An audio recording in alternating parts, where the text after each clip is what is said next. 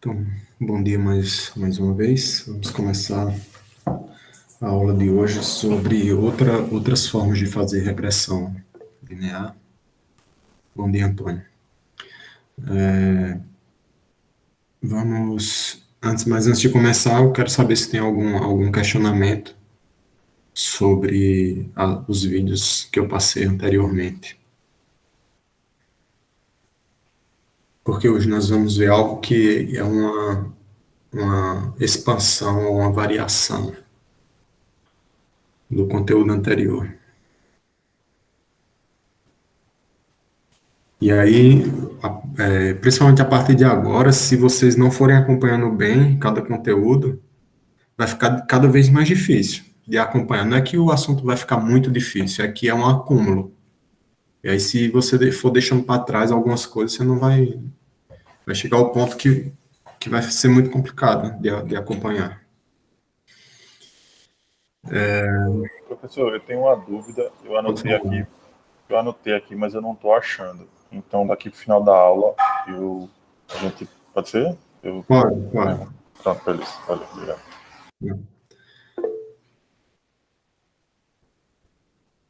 Sim, Emanuele tem uma dúvida sobre como fazer o desafio.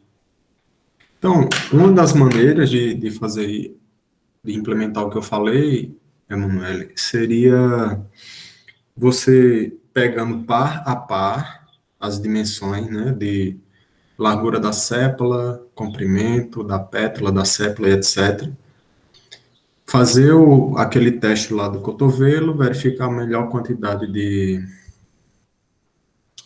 de clusters, realizar o agrupamento e aplicar uma métrica para ver qual o melhor agrupamento. Então, quais features dariam o melhor agrupamento? Uma das métricas eu mencionei lá num comentário. O Arthur Dimitri fez uma pergunta lá num dos vídeos, e aí ele perguntou com que métrica a gente poderia ter uma análise quantitativa do resultado. Então, dê uma olhada lá, por favor, depois, a métrica que eu sugeri, porque assim vocês podem calcular essa métrica para todos os resultados e escolher o resultado que der a melhor métrica.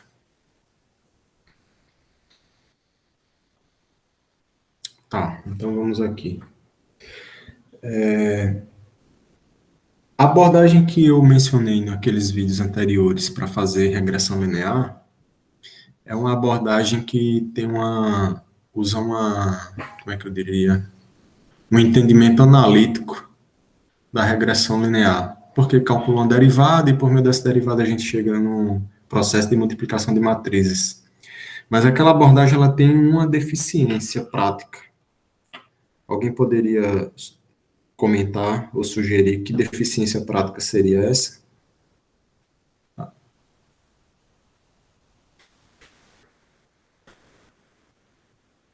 Vamos lá, aguardando vocês.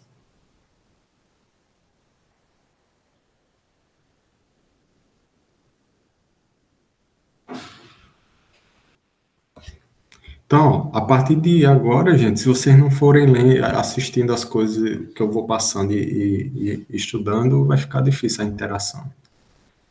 A pergunta é, na abordagem de regressão linear, que eu expliquei anteriormente nos vídeos, ela utiliza um processo de multiplicação de matrizes para fazer a regressão. E aí aquela abordagem ela tem uma deficiência na prática quando você vai aplicar ela. Eu gostaria de alguma sugestão de vocês sobre que deficiências ou qual deficiência seria essa. Uma dificuldade, algo que vai impossibilitar de você usar a abordagem dependendo da aplicação que você for fazer.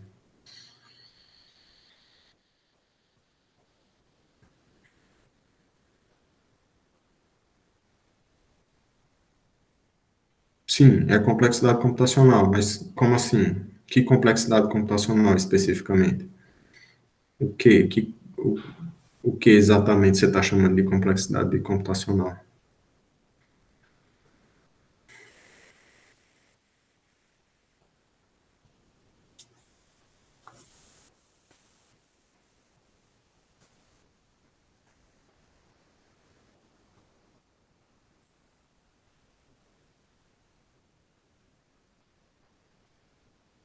Isso, é isso aí, Arthur Dimitri. A multiplicação das matrizes, dependendo do tamanho, pode ser custoso em termos de quantidade de memória e CPU, de quantidade de CPU necessária para fazer o processamento. Então, se a gente imagina uma situação como as situações reais, que a gente tem milhares de amostras, ou milhões, né? Agora mesmo, antes de começar a aula, eu estava fazendo alguns testes numa base que eu estava usando 500 mil amostras, com 74 colunas. 500 mil linhas, 74 colunas. Para fazer um processamento desse usando aquela abordagem, você ia ter uma das matrizes que ia ser multiplicada, ela ia ter 500 mil linhas por 74 colunas. Então, dependendo do computador que você está usando, você não vai conseguir fazer isso. E olha que 500 mil linhas e 74 colunas não é nada demais para a quantidade de dados que a gente tem hoje. Então, aquela abordagem, ela tem essa deficiência. Mas existe outras abordagens de regressão que lidam com isso. E nós vamos ver uma delas hoje, que é chamada de uma abordagem iterativa. Tem regressão linear também, mas ela é iterativa, ocorre uma aprendizagem sequencial dos pesos. Então, vamos recapitular alguma coisa. Então, primeiro, o que é que a gente está querendo? Qual o problema que a gente está querendo resolver? Né? Ele tem que ficar bem claro qual o problema. Então, suponha que você tem um conjunto de dados, e vamos falar de um conjunto de dados, por enquanto, unidimensional.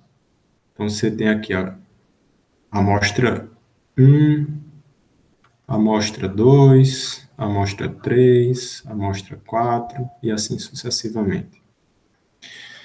E você sabe que cada uma dessas características, eu vou chamar de características, certo? Então, vamos supor que essas características fossem pesos das pessoas. X é peso.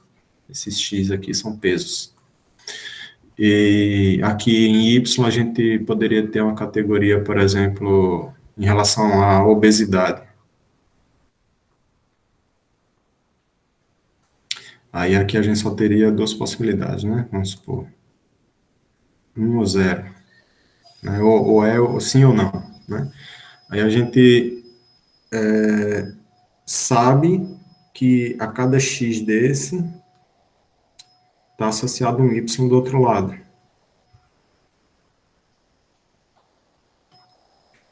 Mas suponha que a gente não sabe qual é a regra que define obesidade em relação ao peso. Ou seja, a gente não sabe essas setinhas aqui. Porque lembra, uma função, ela pode ser definida de várias maneiras. Uma das maneiras é você listar os pares. Então, por exemplo, x1 está relacionado com 1. x2 está relacionado com 0. x3 está relacionado com 1. Mas quando você lista os pares, então suponha que apareça agora um x5 e você não sabe a setinha. Não sabe para onde a seta aponta, se é para 1 ou para 0. E você só tem listas, só tem essas tuplas, x1, 1, x2, 0, x3, 1, x5, quanto? Você não sabe. Então, o que nos falta é definir a função f de x. Então, uma regressão, o estudo de regressão serve para a gente aprender com os dados a determinar essa função f de x. Porque aí, quando você tiver uma nova amostra, como no exemplo que eu acabei de falar, x5, aí você vai saber a qual valor do contradomínio esse x5 se relaciona. Então, uma regressão pode ser entendida como um aproximador de funções. Ou seja, você sabe, você tem um certo conjunto de dados que você tem os x e tem os y. Mas aí você obteve um novo x que não estava no seu conjunto, que você não sabe o y. Aí você pode aprender com aqueles x e os y que você tem A qual y esse novo x que você obteve, ele corresponde, esse novo x corresponde a qual y. Então, é aprender a função que está por trás dos dados, para isso que serve a regressão. Aí, isso aqui é a teoria, né? Mas aí, na prática, né? Coisas práticas que estão acontecendo hoje no mundo, que as pessoas estão usando isso. Por exemplo, para determinar o crescimento do número de pessoas infectadas pelo COVID, número de pessoas, e aqui é o dias, né? 1 dia, 2 dias, 3 dias, 4 dias, 5 dias, 6 dias, etc. Aí, o que nós temos? Nós temos dados do passado e queremos prever o futuro. Então, suponha que a gente tem uma curva assim. A gente tem dados do dia 6, 7, 8, 9. Eu tenho dados até aqui. Aí eu quero saber o que vai acontecer no futuro. Ou seja, à medida que os dias passarem, como é que essa curva vai se comportar? Vai se comportar como uma linha vermelha? Vai se comportar como uma linha verde? Vai se comportar como a linha azul? Né? Dado que eu tenho esses dados, esses valores do passado, como é que vai ser o comportamento dessa linha? Como a azul, como a verde, como a vermelha. Aí uma maneira de olhar para isso é como uma regressão. Você tem os x, que estão aqui no eixo, nesse eixo horizontal, como dias. Você tem os y, que estão aqui no eixo vertical, como número de casos. E aí você pode fazer uma regressão para completar a linha e saber como é que isso vai se comportar no futuro. Essa seria uma aplicação de regressão, por exemplo, para identificar o que vai acontecer no futuro, dado que você tem informações do passado. E essa é uma das maneiras que as pessoas fazem, por exemplo, essas previsões. Ah, se não tivesse isolamento social, tantas pessoas morreriam, ou tantas pessoas teriam o vírus. Uma das maneiras de pensar isso é usando regressão. Alguma pergunta? Antes de continuar, estou falando aqui da teoria e de aplicações práticas, né? Então, vamos voltar para a teoria. Ok, mas como é que a gente estuda isso? Então, a gente pode parametrizar a função. Então, suponha que a gente tenha uma função, vamos começar com uma função linear, y igual a mais x, a mais bx. Então, x é o nosso conjunto, são valores do nosso domínio, y são valores da nossa imagem, que vem do contradomínio, e a e b são parâmetros. E esses parâmetros, eles podem ser aprendidos. Esses parâmetros podem ser aprendidos. Nos vídeos anteriores, nós vimos como fazer isso, né, para uma regressão linear simples. Esses parâmetros podem ser aprendidos. Mas se a gente tivesse uma equação de segundo grau, por exemplo, a mais bx mais cx ao quadrado. Né? Então, só relembrando por que é do segundo grau, porque o maior expoente aqui é 2, né? Então, nós teríamos também três parâmetros, w, quer dizer, a, b e c.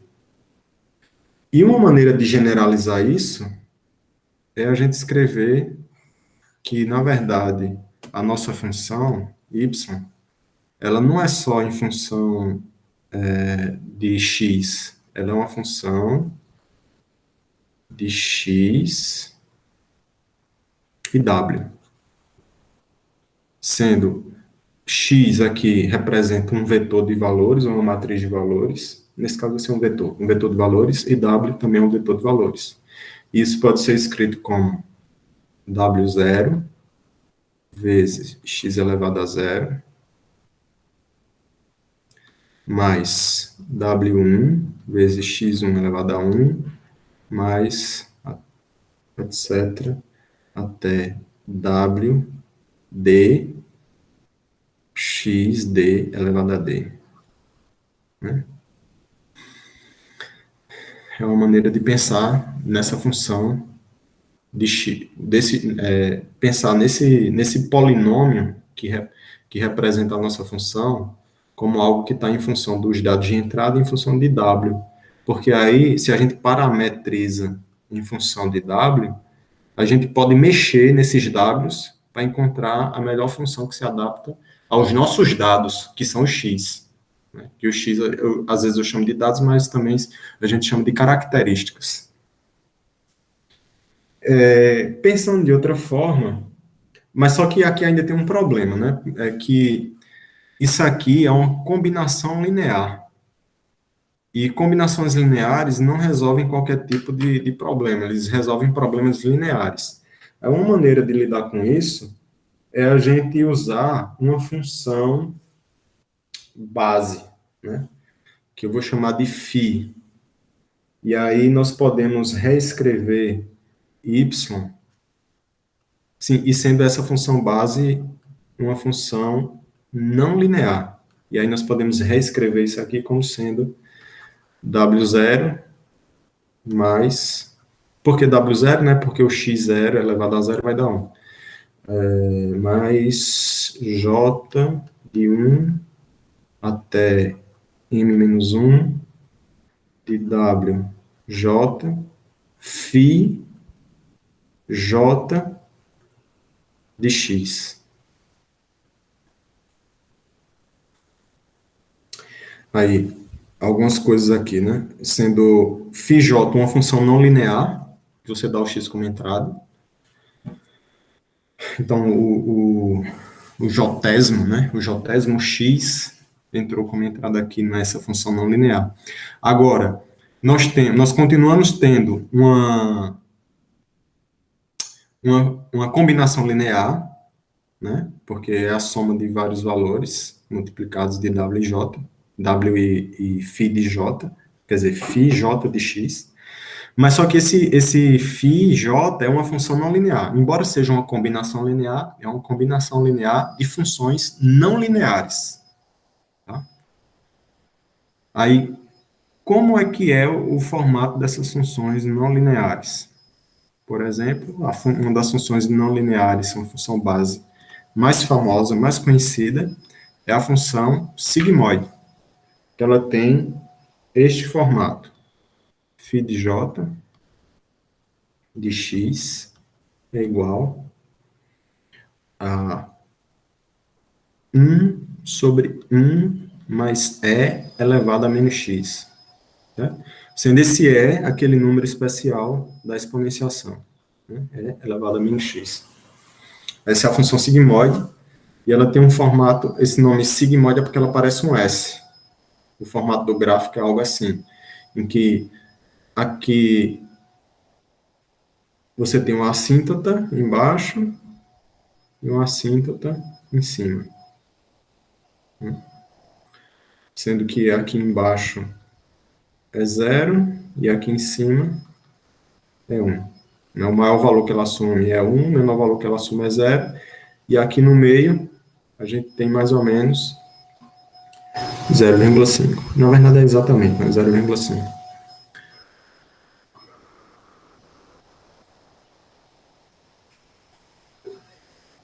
Ok? Então, só para ver isso, ó, quando o x é 0, se a gente botar 0 aqui, vai dar 1 mais 1, quer dizer, vai dar e elevado a 0, que dá 1, 1 mais 1, 2, 1 sobre 2, 0,5, que é a metade.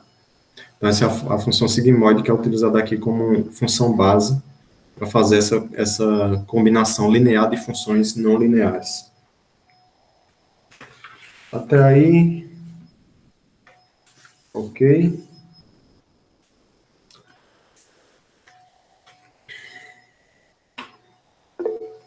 Certo.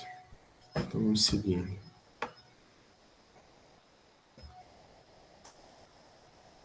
Aí tem uma abordagem chamada de mínimos quadrados, ou least mean squares, que é um algoritmo, para a gente determinar os pesos. Porque lembra que eu disse, olha, isso aqui agora é y parametrizado por x, quer dizer, é y de x parametrizado por w. Agora eu posso mexer nos w's para ajustar a curva para ser a mais próxima possível de y. Então, o próximo passo é como é que eu ajusto esses Ws, né? Aí a equação para ajustar os Ws é W de um tal mais um quer dizer, num tempo posterior, num instante posterior, é igual ao W tal, ou seja, do instante anterior, menos now, que é uma letra grega, né? Você pode entender como um N também. Tn, que esse Tn aqui é o target, né? É o nosso alvo de aprendizagem. Target. Menos W, tal, transposto, vezes φ de n. Φ índice n, φ índice n. Agora, sendo esse φ índice n representa φ de x n, de um n qual, de um vetor de x, né, do enésimo vetor de x.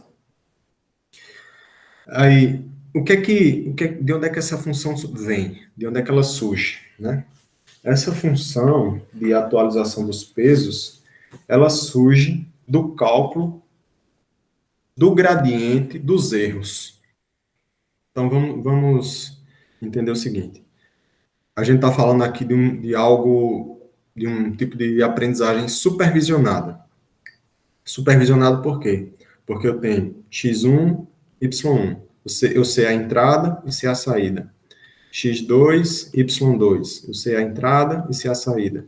x3, y3. Eu sei a entrada e sei a saída. A entrada é x e a saída é y. No caso lá do exemplo que eu dei no início, dos pesos, x é o peso e y é obeso ou não. X2 é peso de uma pessoa, de outra pessoa, y2 é se ela é obesa ou não, e assim sucessivamente. E aí esses y são também chamados de targets, né, que é alvo, o alvo de aprendizagem. Quando você ajusta a sua função y, observe que eu botei aqui um circunflexo agora, x, w, em função de um conjunto de w's, né, que eu vou botar assim, j0 até m, menos 1, φ de x,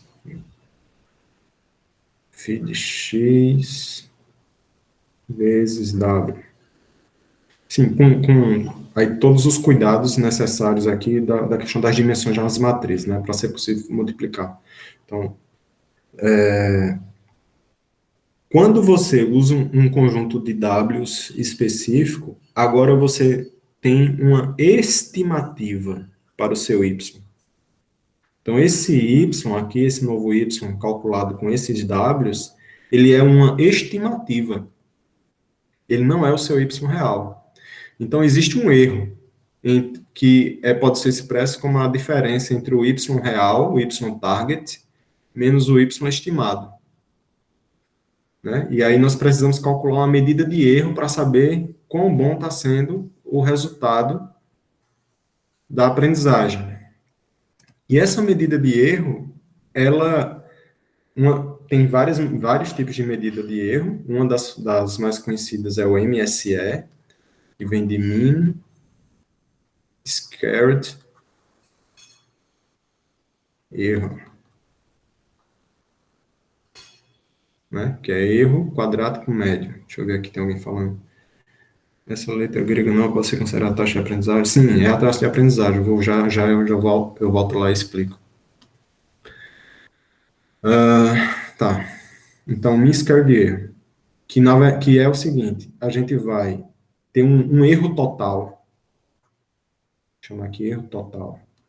Que vai ser y1 menos y estimado 1 mais y2 menos y estimado 2, e assim sucessivamente, até yn menos y estimado n. Isso aqui é ao quadrado, ao quadrado, ao quadrado. Aí, quando eu divido isso aqui por n, eu tenho os erros. O erro, por quê? Porque eu tinha um valor real, que é esse, e um valor estimado. Subtraí e elevei ao quadrado. Um valor real, um valor estimado. Subtraí e elevei ao quadrado. E assim sucessivamente. E calculei a média. Esse é o meu erro total.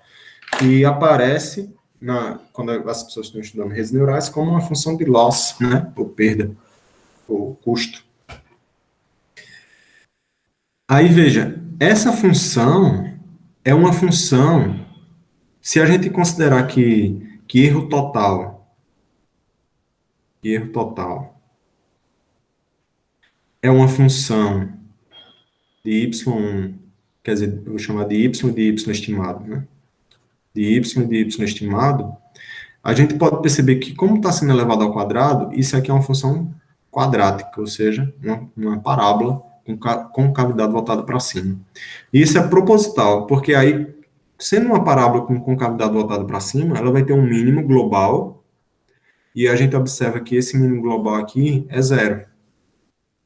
E isso torna possível a gente encontrar o menor erro possível, ou seja, encontrar qual é o vetor W que nos dá o menor erro. Por que o vetor W? Porque tanto o Y, porque o nosso Y, o Y predito, ele é função de W. E aí posso mexer nos Ws e verificar. Vamos supor, se Y estimado é função de x parametrizado por W, eu testo um W1, aí eu vou ter um erro total em relação a esse W1. Se eu testei esse Y, se eu calculei esse YW em relação a um W2, eu vou ter um erro total em relação ao W2, e assim sucessivamente. Então, eu vou mexendo nesses Ws até que eu diminua o erro. Mas aí existe uma forma metódica de atualizar esses Ws, que é utilizando a derivada, ou, no caso, se é uma função de múltiplas variáveis, o gradiente do erro, em função dos Ws. Eu não vou entrar em detalhes sobre essa questão da derivada, porque algumas pessoas, eu suponho que algumas pessoas que estão assistindo essa aula são de FMCC1 e elas não estudaram o cálculo 1 ainda. E também não precisa a gente entrar nesse detalhe aqui. Mas saiba que a gente pode calcular as derivadas dessa função de erro total, uma derivada em relação a W1, derivada em relação a W2, derivada em relação a W3 e assim sucessivamente. Para que essa derivada? Porque a derivada vai indicar em qual direção a função quadrática diminui. E aí, se você sabe a direção que ela diminui, você ajusta os Ws na direção de diminuir o erro, né? Que essa função quadrática representa o erro. E aí a equação que representa isso é a equação seguinte. Na verdade, eu tinha escrito ela anteriormente já, né? Que é W. Aqui, esse W representa os pesos atualizados, são iguais aos pesos anteriores, menos um fator aqui, que multiplica os targets, que aqui agora a gente já pode botar como Y, que é o nosso vetor Y de alvos, menos o W anterior, transposto, φ de n, multiplicado por φ de n. Sendo que essa parte aqui da equação é a derivada da função de erro, em relação aos Ws.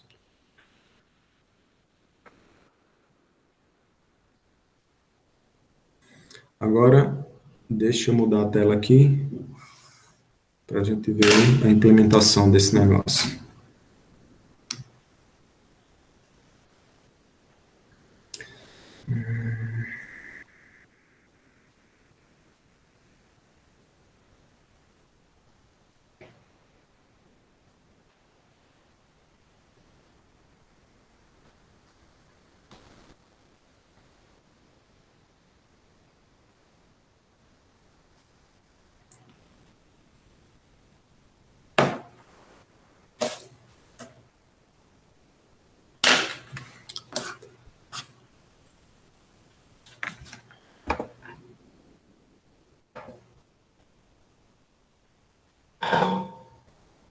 Vamos lá.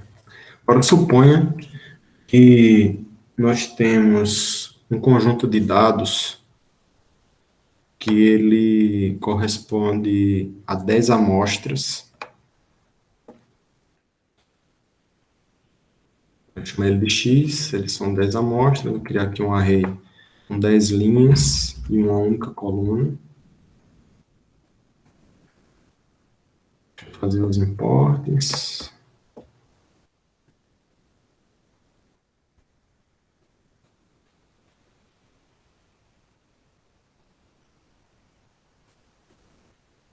Vocês estão vendo a minha tela de programação, né?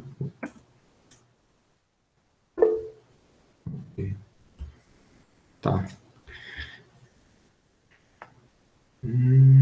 Então, a gente tem 10 amostras. Eu comecei aí como uma matriz de N samples. N samples é igual a 10, vamos supor. N samples igual a 10. E aí eu vou preencher. Isso aí estava preenchido com zeros, mas agora eu vou colocar um valor mais... Atribuir a todas as linhas na coluna 0. Um array de dados linearmente espaçados,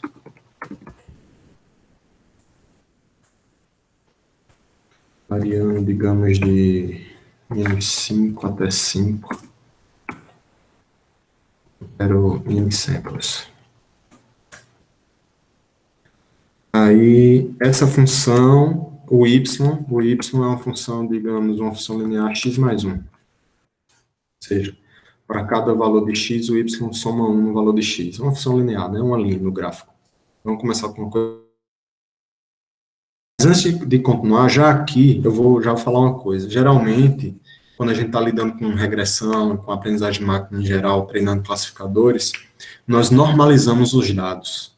Então, eu vou normalizar aqui o y, para ele ficar entre menos 1 e 1, né, que é dividido pela soma.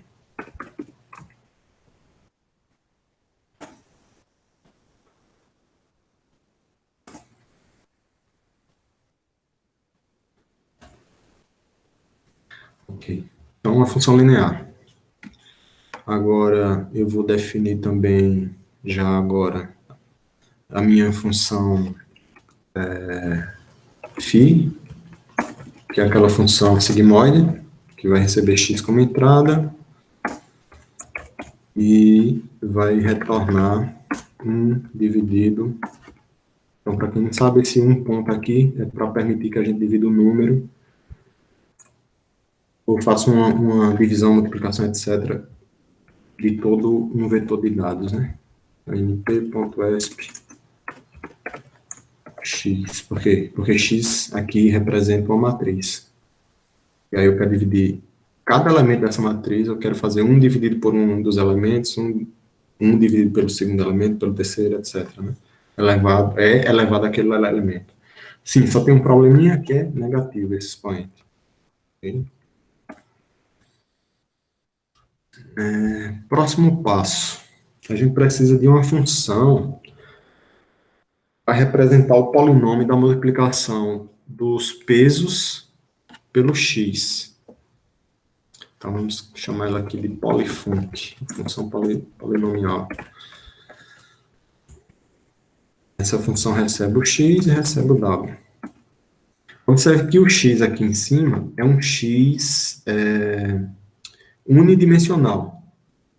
Mas eu posso expandir esse x unidimensional para múltiplas dimensões, simplesmente elevando aquele x a uma potência. E aí eu já posso criar uma função genérica, já para permitir eu fazer alguns testes depois para outras dimensionalidades, além de uma dimensão.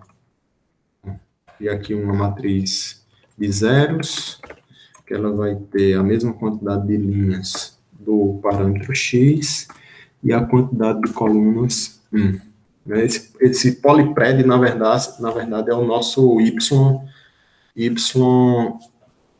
predito, né? O nosso y, vou chamar de y predito aqui, y pred.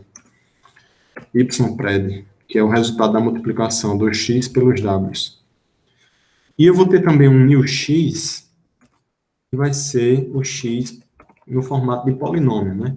Porque a gente vai receber um x que é um único valor, mas eu vou adicionar também aquele x elevado a zero, para a gente ter o bias da função polinomial, né? Zero. E a quantidade de colunas vai corresponder à quantidade de pesos que eu for usar. E aí agora basta fazer a multiplicação, né? Então, para cada valor de x, nas linhas, né? Porque o x varia nas linhas, eu posso pegar um w, ou seja, um wj, w.shape,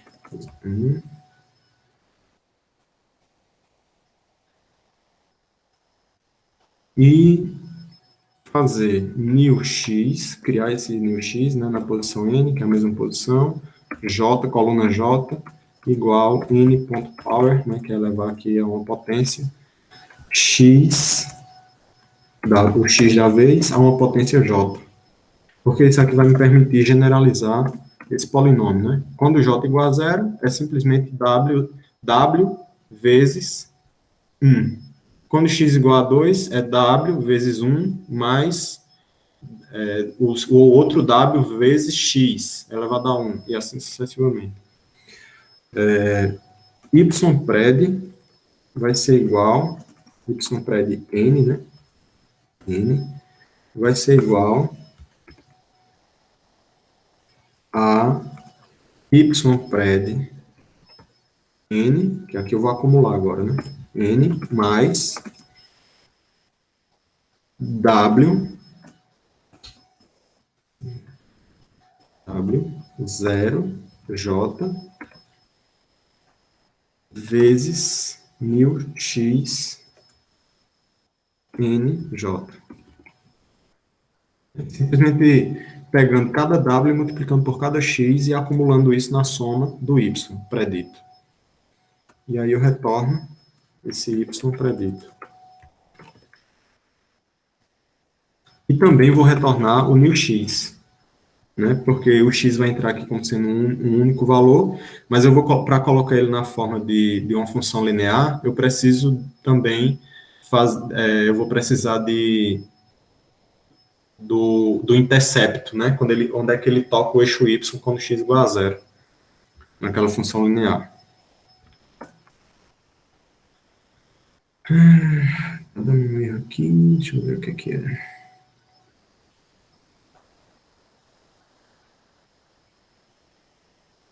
For n in range.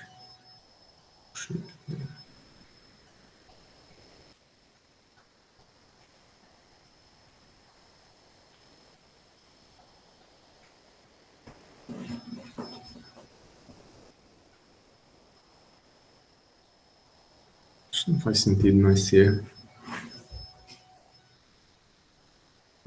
Tá faltando um parênteses aqui. Ok, passou. Agora, a nossa função de atualização dos pesos. Def update weights. Né? Update é atualizar, weights é pesos, bases func, com função de base. Aí nós vamos receber como entrada um x de entrada, um y, os pesos de entrada, a quantidade de épocas que a gente vai executar isso aqui, e learning rate. Ó, n épocas é quantas vezes nós vamos executar aquele algoritmo da equação que eu mostrei antes, a equação de atualização dos pesos. Quantas vezes a gente executa ela?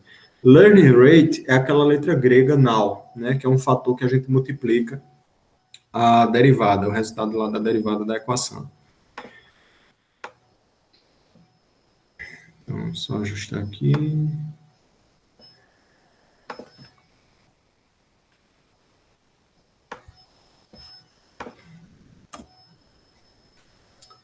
Então, eu já pego o x e dou como entrada na função de calcular o φ, né? Que na verdade é a nossa função sigmoide. X de entrada, faço o pré-processamento. Então, para cada época, da quantidade de épocas que eu tenho, eu vou executar essa função de atualização. Então, a primeira coisa que eu faço é calcular a função polinomial. Então, polyfunc recebe como entrada o φ de x e os pesos já vez, né, que a gente tem. E para cada y, eu vou ter que agora calcular os erros, né? Então, para i, no x alvo, né? No x target que a gente tem, eu vou ter que calcular o erro, porque, observa, eu tenho um x de entrada, um y de entrada, e eu tenho também um y predito. Então, quando eu subtraio um menos o outro, elevo ao quadrado, somo, divido pela quantidade, eu tenho um erro. Então, é isso que eu estou fazendo dentro desse loop. Então, preciso subtrair, né, o y da vez menos o y predito da vez.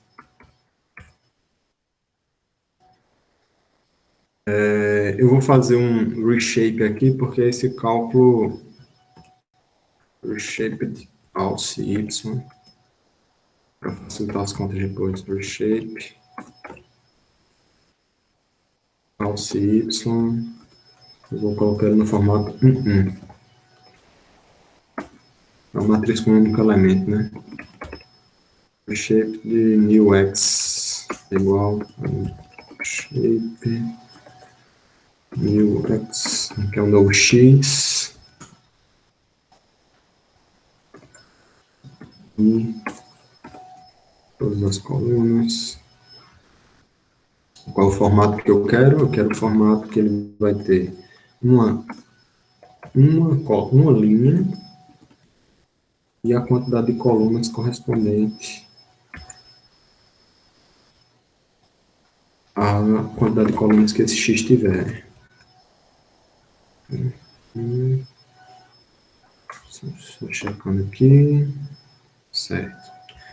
Então, observe o que aconteceu, né? Eu subtraí um x, o y predito menos o y alvo.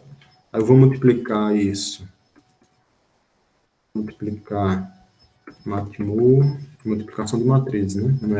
Não é uma multiplicação elemento por elemento. É a multiplicação de matrizes, que vai ser aquela multiplicação da subtração. Cadê? Da subtração entre os dois y vezes o φ de x. Cadê? O φ de x, mas só que no formato polinomial. E agora eu posso atualizar o peso. O peso vai ser o peso anterior mais uma taxa de aprendizagem vezes o resultado dessa multiplicação de matrizes que eu calculei agora há pouco, né? E eu posso calcular também um erro. Quer dizer, calcular o MSE, que é uma esquerda de erro, para eu acompanhar como é que está esse treinamento. E eu posso plotar, dar o print na tela, né? Mas não o tempo todo, só algumas vezes. Então, eu vou fazer if, epoch, o resto dividido por 10, o resto dá zero. Então, faço o seguinte, calculo o MSE e imprimo na tela. Né? Calcular MSE igual raiz quadrada. Esse aqui, na verdade, é o root mean square, né? Que é a raiz quadrada da média dos quadrados das diferenças. Raiz quadrada, np.square. Então, subtraio y menos y pred. E também calcular a média disso, né? Eleva ao quadrado e calcular a média. Eleva ao quadrado, calcular a média, eu tenho root mean square. O erro quadrático médio, raiz quadrada, né? E imprimo. A cada 10 épocas eu imprimo. Aí eu vou imprimir qual é a época, qual o valor do peso e qual foi o RMSE para aquele valor de peso. E retorno os pesos aprendidos, né? Return win. Então, Shift Enter, ele está reclamando aqui, vamos ver, tem uma sintaxe errada na linha 5.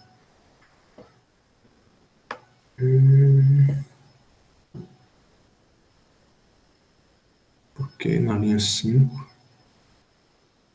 Ah, faltou um in aqui. For in e in range. Ok, passou. Agora, seguindo. Tá, vamos usar isso, né? Então, recapitulando.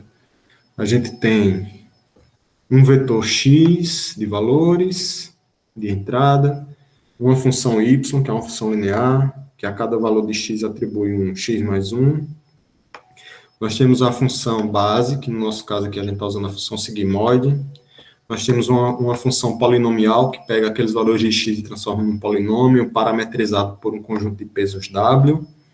E nós temos uma função de atualização dos pesos de acordo com o gradiente, ou seja, as derivadas parciais dos pesos, que são os parâmetros, né? Porque essas derivadas vão dizer a direção de redução do erro, né? Que a redução do erro é a subtração do y-alvo menos o y predito por aqueles pesos.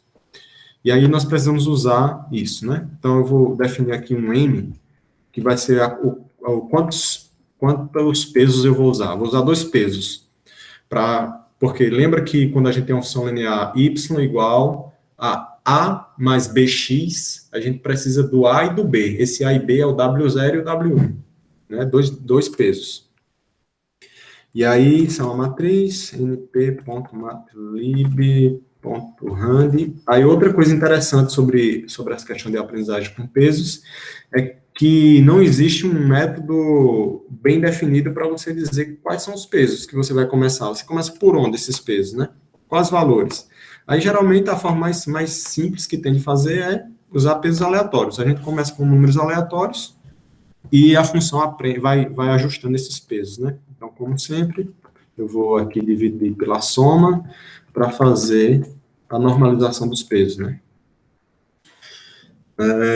Quantidade de épocas que eu vou usar? Vou começar com 100, ou seja, ele vai executar 100 vezes a atualização dos pesos. Taxa de aprendizagem, eu vou usar uma taxa de aprendizagem aqui 0,1, já eu comento sobre isso. Geralmente a gente usa valores pequenos, menores que 1.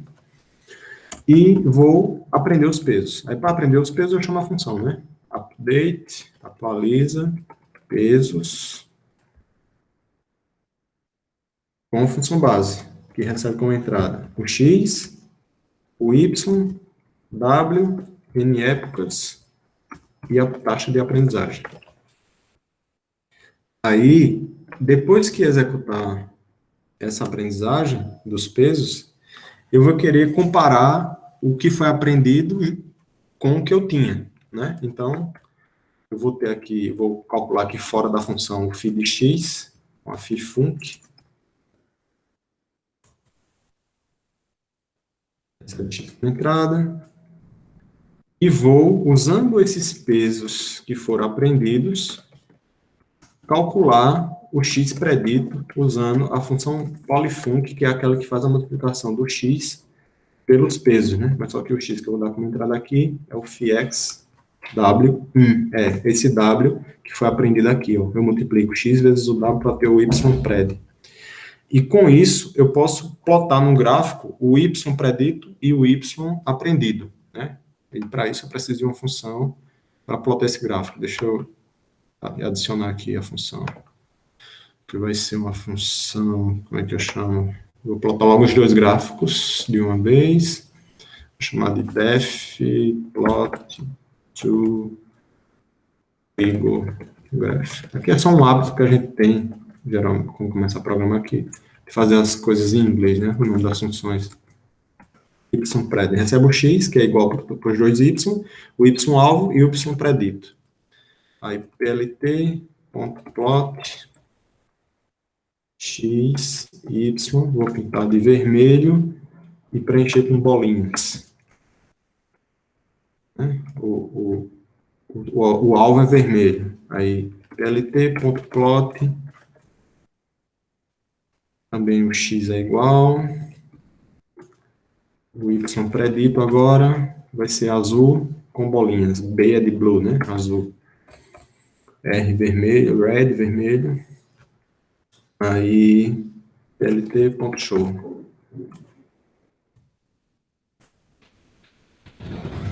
Esta é a função para plotar. Sim, faltou. Ah, tá correto. Essa é a função para plotar. Ok, vamos lá embaixo. Aí aqui eu dou como entrada X, Y, Y pred. E agora é só fazer Shift Enter e executar. Fifun, tá escrito errado. Fifun, não é Fifun, é Fifunc. Qual foi a linha? Linha 7, updates. Aqui.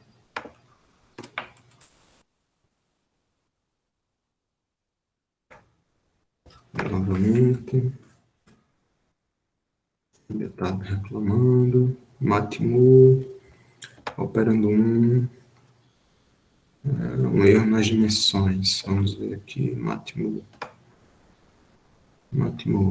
Problema nas dimensões das matrizes. Deixa eu checar aqui. Reshape da alça Y. Ah, tá. Porque aqui tem que ser reshaped new X. Ok. Aqui. Executou. Aqui foram. Aqui é época. Deixa eu ver aqui. Acho que falta uma coisa atualizar. Que seria época. Época. Pesos. RMSE. Aí no fim deu um erro no plot. YPred na linha 12. Deixa eu ver aqui. Tá. Porque esse Y aqui é menor.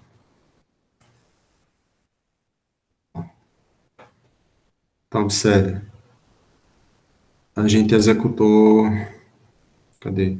A gente executou por 100 épocas, mas só plotou a cada 10 épocas, né? Então a gente tem que ter 10 linhas aqui. 1, 2, 3, 4, 5, 6, 7, 8, 9, 10. 10 linhas. Aí nós temos os pesos e o número da época. Aqui. Esse número da época não está atualizando, não. No print. Deixa eu ver. Curioso isso.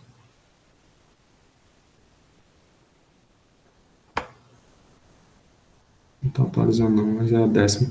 Observe que o MSE praticamente não mudou. Né? Desde o início ele já atingiu um patamar que não mudou. Mas o que é curioso a gente ver aqui é a relação entre a função alvo, que são as bolinhas vermelhas, e a função aprendida. Observe que está com um erro alto, né? Ainda está diferente. Aí agora é a parte artesanal do processo, né? Aprendizagem de máquina, aí é uma crítica à aprendizagem de máquina, né? Embora faça muito sucesso, está todo mundo usando, e aquele AUE todo em torno do uso, mas tem umas etapas no processo que é muito artesanal. Por exemplo, agora a gente vai ter que brincar aqui com os parâmetros, vai ter que ver, se eu aumentar a quantidade de épocas, e se eu mudar a taxa de aprendizagem, e se eu aumentar a quantidade de parâmetros, o que é que acontece? E se eu executar de novo? Por quê? Porque quando você executa de novo, lembra que os pesos começaram com números aleatórios. Quando você executar de novo, ele vai começar de um lugar diferente. Então, imagine que você está geralmente se usa a analogia que você está como é que chama? Numa superfície, e esses pesos iniciais aleatórios são de onde você começa nessa superfície. Se você já começar perto do erro mínimo, você vai chegar mais rápido nesse erro mínimo. Mas como é aleatório, você também pode começar de um ponto distante. Então, sempre que você executa, você pode ter um resultado diferente das bolinhas azuis aqui, devido a essa aleatoriedade. Então, deixa eu executar de novo para a gente ver. Mudou um pouco, acho que ficou um pouquinho mais curva aqui. O erro passou para 60, antes era 60 e tantos. Então, cada vez que eu executo, ele dá a aleatoriedade da inicialização, ele muda, ó, voltou para 64, era 60 o erro. Aí vamos ver o que nós podemos fazer. Nós podemos, por exemplo, reduzir a taxa de aprendizagem, ficar ainda menor, aí isso vai causar ele vai avançar de modo mais minucioso, mesmo assim não ajudou muito. E nós podemos também aumentar aqui a quantidade de épocas. Mas não ele não está chegando, na verdade o erro está ficando maior, né? Então vamos ver o que, é que pode estar errado aqui nessa implementação. O que é que pode estar errado nessa implementação? Pode estar faltando algum ajuste. Já sei o que é que é. Esse YPRED precisa também ser normalizado. YPRED dividido por NP sum executa. Usou já, né? Diminuiu para 44, 0,44. O que, mais que a gente precisa fazer aqui para melhorar esse resultado? A gente pode aumentar a complexidade da solução, aumentando a quantidade de parâmetros. E assim a gente vai mexendo. E aí não tem muita. Aí se envolve também um conhecimento do problema, né? Então, deixa eu mudar aqui essa função, por exemplo. Se eu mudasse aqui para ser, em vez de ser x mais x, ser x mais x ao quadrado. A gente sabe que é uma equação de segundo grau. Uma parábola. E aqui, com 3 parâmetros, eu consigo uma parábola, né? Que é o x elevado a zero, x a 1, x ao quadrado. E aí agora a gente tem essa função desse tipo aqui, ó. A vermelha é a alvo e a azul é a tentativa de aproximação.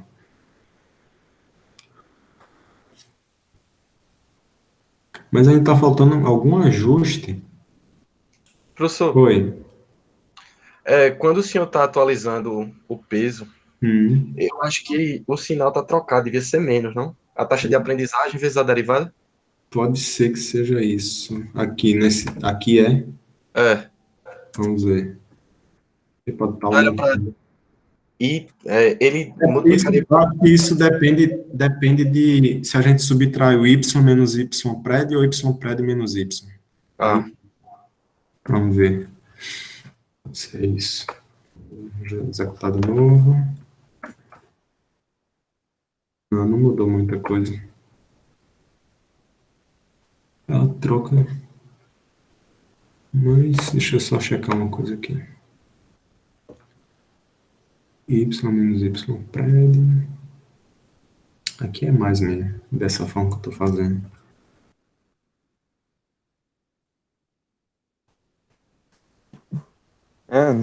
Oi.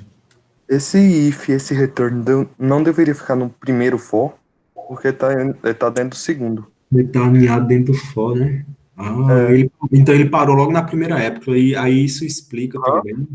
Isso explica Porque porque tava nessa só época nunca zero. mudou. Ficou sempre zero, né?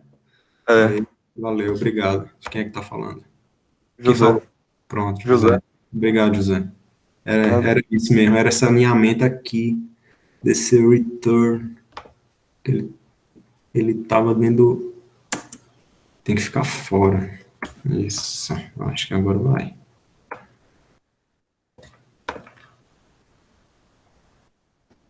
Olha aí. Agora a coisa andou, viu? Então, variou, 1970, 1980.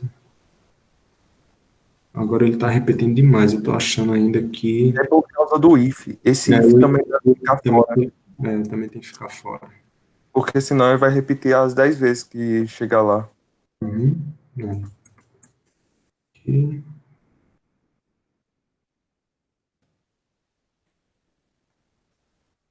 Aqui. E aí eu vou colocar de 100 em 100.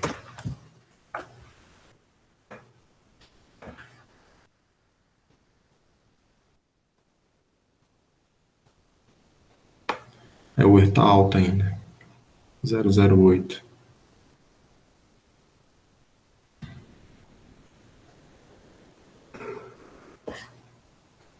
Agora tá, a gente tem que checar se o erro continua.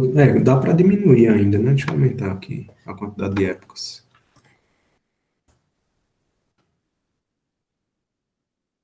70, 69. Observe que o MSE vai diminuindo.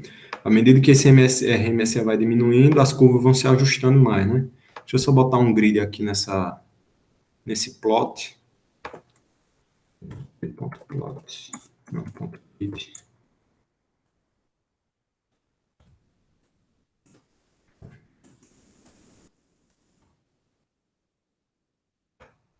Aí quando eu vou aumentar ainda mais aqui a quantidade de épocas,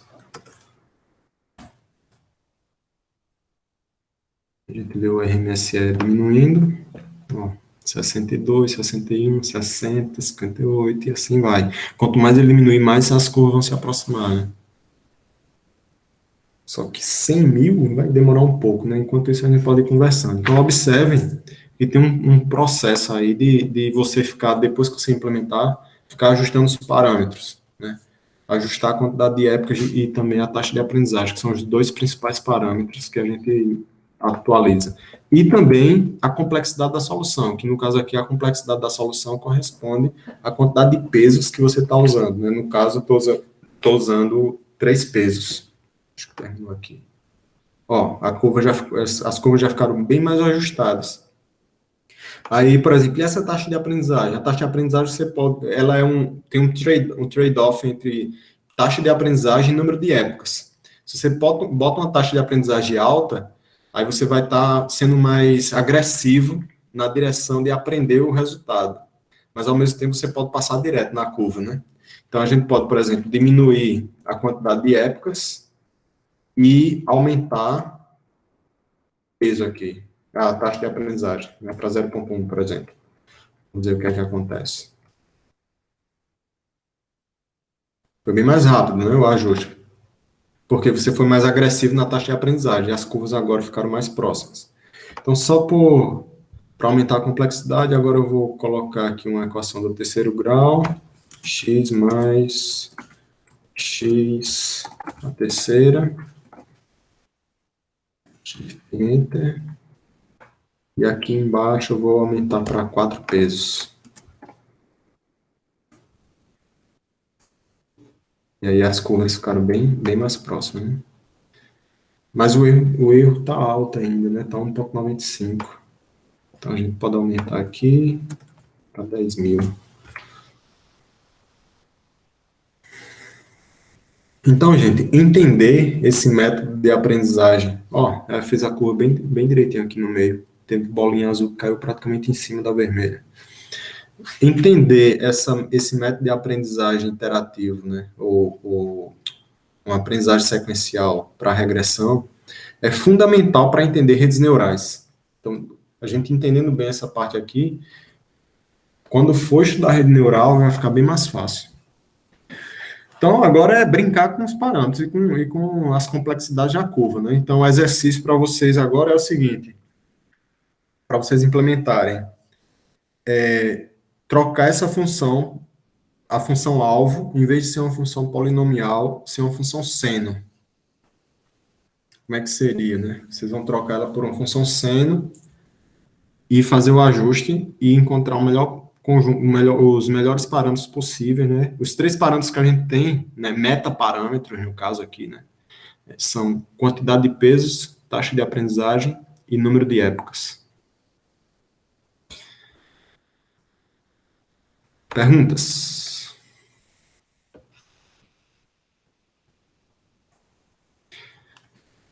E agora vocês já estão prontos para fazer a regressão lá da curva do Covid e saber se vai aumentar o número de casos ou não, né? Basta ter os dados e fazer a regressão.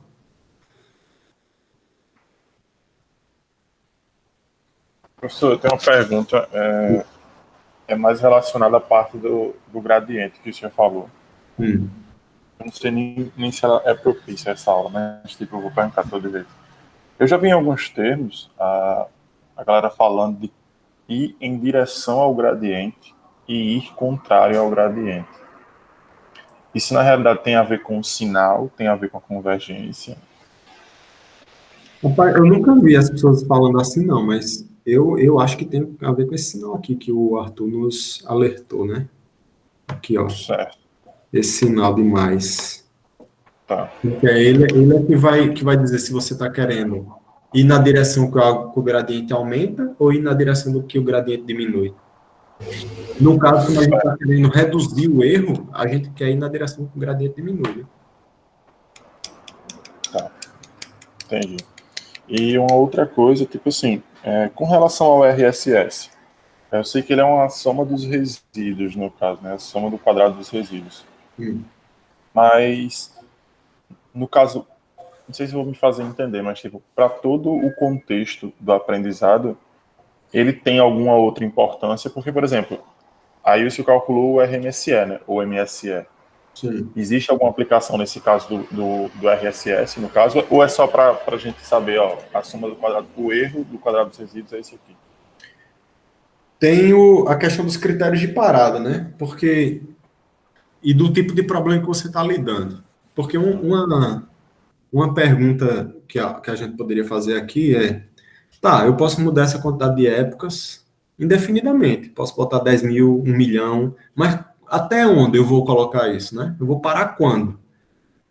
Aí você tem dois critérios principais de parada. Um é o erro, que aqui eu usei RMSE, e o outro é a quantidade de épocas. Então você para, ou quando você chegar num erro satisfatível para você. Então, por exemplo, o erro aqui ele foi de 0,28, 0,27, 0,26, 0,25. Então, vamos supor que seja uma coisa muito crítica e você só queira parar quando o erro for 0,00001. 3 casas decimais, por exemplo. Aí, você tem que ficar olhando para o RMSE. E aí, ao invés de fazer aqui um for de 1 até a quantidade de épocas, eu poderia fazer tipo um do while. Enquanto o MSE for maior do que esse MSE que eu quero, continue fazendo a iteração, entendeu? Entendi. Aí, Certo. se eu vou usar MSE, SSE, RMSE, etc., aí depende do problema, do tipo de dados que você está lidando. Entendi. Ernest? Oi. Qual seria a vantagem e desvantagem dessa abordagem se comparado com um algoritmo de equação normal? Para a gente ter um valor exato da derivada e igualar esse valor a zero e a gente conseguir, digamos, ter uma estimativa real de como seria a nossa curva, que a gente quer determinar no caso, sem seguir com interação. A resposta para isso é exatamente a resposta da primeira pergunta que eu fiz no início da aula. É que esses métodos, como você está falando aí com a derivada, que a gente chama de métodos analíticos, a resposta dele para você implementar é a multiplicação de matrizes. E aí você tem que multiplicar a matriz de todos os seus dados vezes a matriz de todos os seus pesos de uma única vez. E aí a gente muitas vezes não tem poder computacional suficiente para fazer essa multiplicação. Entendi. Aí o que é que se faz, né, com caso de deep learning, que usa muitos dados? Divide em pedaços, em bloquinhos de amostras de dados e faz essa atualização de pesos bloco por bloco. Bloco por bloco. Então, por exemplo, aqui eu usei só 10 pontos, mas eu poderia ter usado 100, que é outra coisa que melhora o resultado. Quanto mais amostras você tem, maior a probabilidade de você melhorar o seu resultado. Então, olha, aqui era 10, eu botei 100. O erro estava em 0,25. Então, eu mudei, vou diminuir aqui até a quantidade de épocas e vamos ver se o erro diminui, aumentando a quantidade de amostras. O erro deu 0,80, mas também eu só usei 100, né? Vamos aumentar. 0,34. E assim sucessivamente. Então, a principal questão é poder computacional para realizar o processamento. Uhum. Aí, dessa Nesse maneira, caso, essa maneira aqui usa o famoso dividir para conquistar, né? Permite você pegar só um pedaço do X. Por exemplo, aqui eu poderia ter dividido em duas partes, né? Aqui, deixa eu ver se dá certo eu fazer. Geralmente não dá certo inventar as coisas na hora assim, mas deixa eu tentar aqui só para a gente exemplificar. Suponha que eu tivesse feito assim, ó. Eu não tinha como fazer todo X de uma vez. Aí eu fiz X de 0 até 50. Aí o Y tem que ser o Y correspondente, né? De 0 até 50. Aí depois eu fiz de 50 até o fim. E aqui também de 50 até o fim. Aí, ó, eu atualizei os Ws uma vez, aí depois peguei esse W, dei como entrada de novo e atualizei na segunda parte dos dados. Vamos ver se funciona. Ah, deu um erro. Valor min of empty slice. Ele executou a primeira vez, depois deu não. Então, essas coisas inventadas assim na hora geralmente não funcionam. Mas eu acho que vocês entenderam o que é que eu estou querendo dizer aqui, não é? Você poderia ter dividido os dados em duas partes, atualizaria uma vez, depois atualizaria outra vez os Ws. Aqui é só uma questão de implementação, que para esse momento aqui eu cometi algum erro de implementação. no caso, utilizando uma GPU seria melhor utilizar tipo multiplicação por matrizes ao invés de algoritmo interativo? Seria porque aí isso em hardware a GPU lida com isso, né? Mas mesmo a GPU tem um limite, né? Mesmo a GPU vai ter um limite de até onde você pode fazer essas multiplicações, né? Sim, sim. Pelo menos as GPUs que eu conheço que existem lá onde a gente estuda, né, na UFCG, não lida com, com Big Data sem você fazer batch, não. Batch é quando você pega um pedaço dos dados, aí atualiza os pesos. Pega outro pedaço, atualiza os pesos, e assim sucessivamente. Uhum. Professor, Oi. da aula passada de clustering, o senhor sabe dizer qual é a resposta do melhor combinação de características? Qual das duas daria? Porque eu não sei Sim, se eu... não. Você achou qual? Você achou qual? Eu achei o primeiro, que seria... Deixa eu ver aqui. O meu deu o tamanho da pétala com a largura da pétala. Foi o que deu... Eu, na verdade, eu não usei aquele índice, que eu tive uns problemas para implementar. Eu usei o Boudin e o Kalinske, que tinha pronto já. Aí o Boudin deu mais baixo e o Kalinske deu mais alto, que seria desejável. Mas eu não sei se eu fiz Alguém mais fez, para comparar o resultado que eu não fiz? Eu não sei qual que seria. Eu achei estranho. Eu descartei essa primeira hipótese de comprimento da sépala pela largura da sépala, porque, tipo, tava muito misturado dois conjuntos. Não, mas Que é foi o eu. comprimento da pétala mesmo. E largura da pétala. Eu tive uma confusão que, tipo, Anis havia falado na última aula que o conjunto era.